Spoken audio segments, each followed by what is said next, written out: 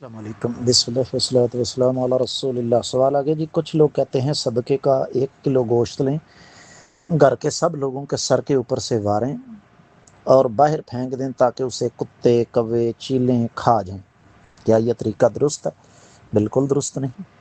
اس کی وجہ کوے، کتے، چیلیں، گدھ، یہ جو آزاد جانور ہیں، ان کا رزق ہمارے ذمہ نہیں ہے۔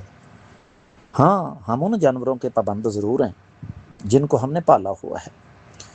دوسری چیز یہ ہے کہ یہ طریقہ غیر مسلموں کا ہے۔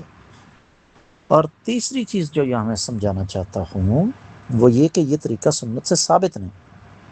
اور چوتھی چیز یہ ہے کہ آپ 2500-3000 روپے کا کلو گوشت لے کر اس طرح ضائع کرنے کے جائے اتنے کا سودا لے کر کسی غریب کو دے دیں، کسی دینی طالب علم کی مدد کر دیں۔ امید ہے کہ انشاءاللہ آپ کو سمجھ آ گئی ہوگی۔